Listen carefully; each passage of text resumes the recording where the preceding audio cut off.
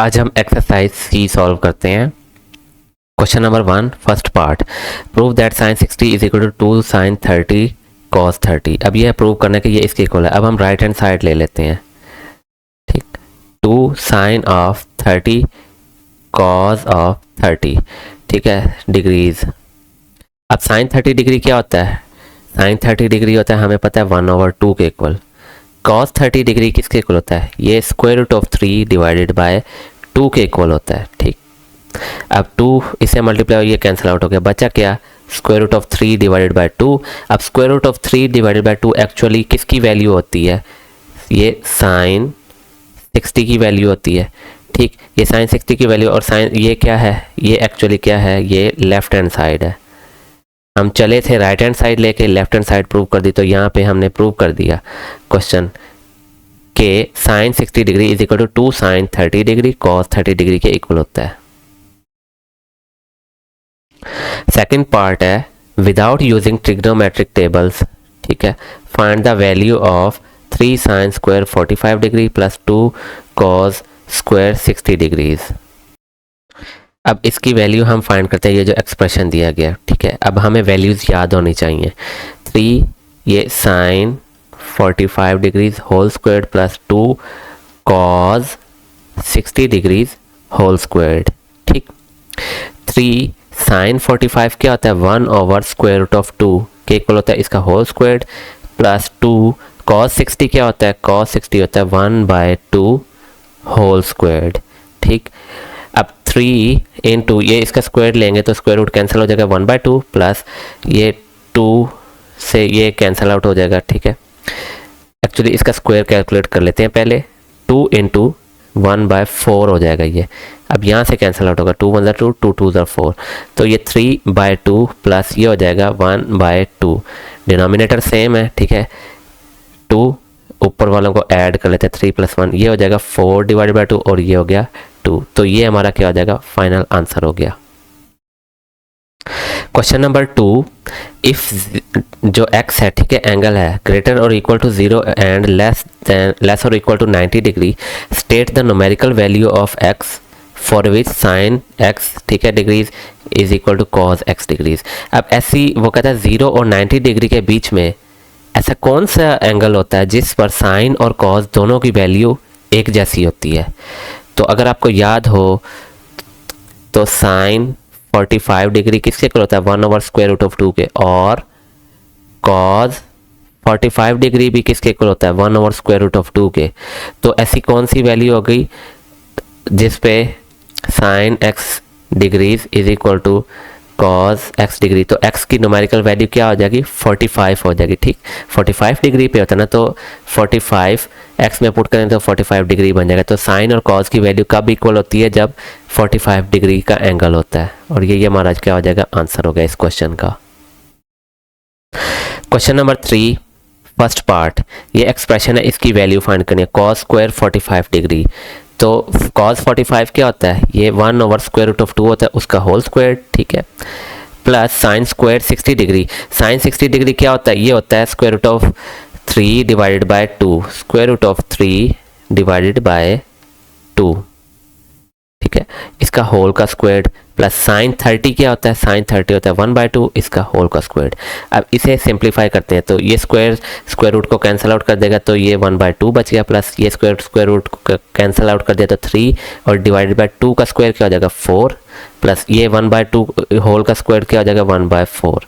अब इनका एलसीएम क्या हो गया? 4, 2 2 ज़ा 4, 2 1 ज़ा 2, ठीक है, 4 1 ज़ा 4, 1 3 ज़ा 3, प्लस 4 1 ज़ा 4, 1 1 ज़ा 1, ठीक। 2 + 3 कितना हो गया? 5, और 5 + 1 कितना हो गया? 6, 6 डिवाइडेड बाय 4। अब इसे रिड्यूस करेंगे तो 2 3 ज़ा 6, 2 2 ज़ा 4, तो हमारा आंसर क्या आ गया? 3/2।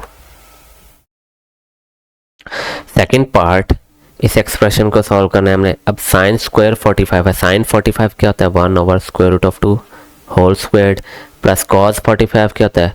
1/स्क्वायर root of 2 whole squared, divided by tan 60 क्या होता है? tan 60 होता है 1 divided by square root of 3, ठीक है, whole squared.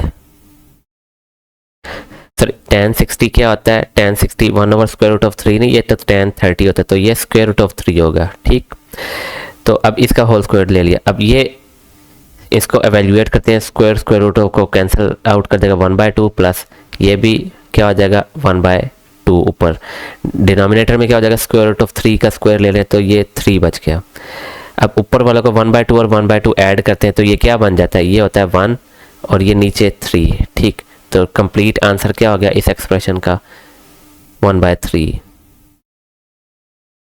Third part solve करते हैं। ये एक्सप्रेशन दिया गया, इसकी वैल्यू फाइंड करनी है। 2√2 cos 45 क्या होता है 1/√2 मल्टीप्लाइड बाय cos 60। cos 60 क्या होता है, cos 60 1/2 के इक्वल होता है। ठीक, प्लस 2√3 इंटू साइन 30 क्या होता है, साइन 30 1/2 के इक्वल होता है। tan 60 क्या होता है, tan 60 होता है √3 के इक्वल, माइनस cos 0 क्या होता है, cos 0 1 होता है। अब ये वैल्यूज पुट कर लिए हमने, अब इसको सॉल्व करते हैं। अब ये क्योंकि मल्टीप्लाई हो रहे हैं तो √2 ठीक है, √2 से कैंसिल हो गया। ठीक, अब ये 2 इससे कैंसिल हो गया, बच्चा क्या 1 प्लस अब ये 2 इससे कैंसिल आउट हो गया, √3 से मल्टीप्लाई होगा तो ये 3 बच जाएगा और ये -1 वैसे ही आ गया। अब ये प्लस का 1 माइनस का 1 कैंसिल आउट हो गए, बच्चा क्या हमारे पास 3 और यही हमारा क्या हो जाएगा इस एक्सप्रेशन का आंसर हो गया। Question number 4, without using table find the value of this expression. अब इस एक्सप्रेशन की वैल्यू फाइंड करते हैं। साइन 30 क्या होता है 1/2 उसकी जगह पे पुट कर दिया, माइनस साइन 90 क्या होता है, साइन 90 1 होता है। ठीक, प्लस 2 cos 0 क्या होता है 1 हो गया, ये ऊपर की वैल्यूज लिख ली। ठीक, अब tan 30 क्या होता है, tan 30 होता है 1/√3 मल्टीप्लाइड बाय tan 60 क्या होता है √3। ठीक, अब ये √3 से कैंसिल आउट हो जाएगा नीचे, तो नीचे क्या बच जाएगा 1 बच गया, ऊपर 1/2 -1 ठीक है प्लस 2। अब ये 2 + 1 2 - 1 कितना हो गया 1 हो जाएगा। अब नीचे 1 डिवाइड हो रहा है, नीचे 1 लिखें या ना लिखें कोई फ़र्क नहीं पड़ता।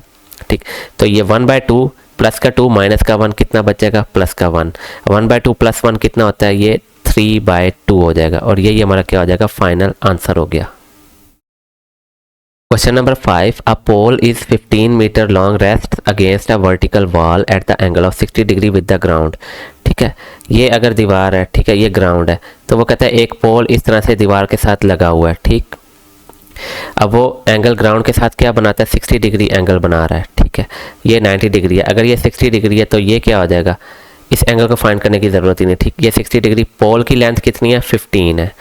ठीक, ये दीवार के साथ लगा हुआ है, तो फर्स्ट पार्ट कहता है how high up the wall will the pole reach, ये कितना ऊंचा दीवार पे जाके लग रहा है, तो हाइट फाइंड करनी है ये। और हमने फिर वो कह रहा है दूसरे पार्ट में how far is the foot of the pole from the wall. अब जो पोल का नीचे वाला ठीक है पाँव है, नीचे वाला हिस्सा जो ज़मीन पे पड़ा हुआ है वो दीवार से कितना दूर है, तो ये x कह देते हैं इसे। तो h भी फाइंड करना है, x भी फाइंड करना है। अब फर्स्ट पार्ट के लिए हमें पता है कि साइन 60 डिग्रीज ठीक है किसके इक्वल होता है, ये इक्वल होता है perpendicular divided by hypotenuse. Sine 60 खुद किसके इक्वल होता है √3 डिवाइडेड बाय 2 के इक्वल होता है, तो ये h डिवाइडेड बाय 15 लिख दिया। ठीक, अब 15 से दोनों तरफ मल्टीप्लाई कर देंगे तो h किसके इक्वल आ गया 15 √3 डिवाइडेड बाय 2। अब इसको कैलकुलेटर से कैलकुलेट करते हैं। ठीक है, अब हमें कैलकुलेटर की यूज़ ज़रूरत भी नहीं है यहाँ पे, अगर यूज़ नहीं करना तो √3 की वैल्यू हमें पता है, ये क्या होती है, ये 1.73 के इक्वल होती है। ठीक है, इसकी वैल्यू अब 1.73 को 15 से मल्टीप्लाई करेंगे और 2 पे डिवाइड कर देंगे तो हमारा आंसर आ जाएगा 12.975। ठीक है, 12.975। ये अब मीटर था तो ये मीटर लिखेंगे। अब इसको अगर राउंड ऑफ करना है 1 डेसिमल प्लेस पे तो हाइट क्या हो जाएगी, हाइट हो जाएगी 13.0। ठीक है, अप्रॉक्सीमेटली 13 मीटर हो गई। तो ये फर्स्ट पार्ट का आंसर आ गया।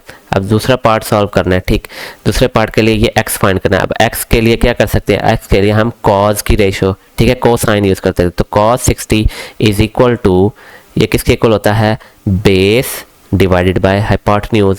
ठीक, अब cos 60 खुद किसके इक्वल होता है, cos 60 इक्वल होता है 1/2 के इक्वल, तो x डिवाइडेड बाय 15 से दोनों तरफ मल्टीप्लाई कर देंगे तो x किसके इक्वल हो जाएगा 15 डिवाइडेड बाय 2, और 15 डिवाइडेड बाय 2 का क्या आंसर होता है, ये होता है 7.5 मीटर। तो ये दूसरे पार्ट का आंसर यहाँ पे आ गया और यहाँ पे हमारा क्वेश्चन कंप्लीट हो गया।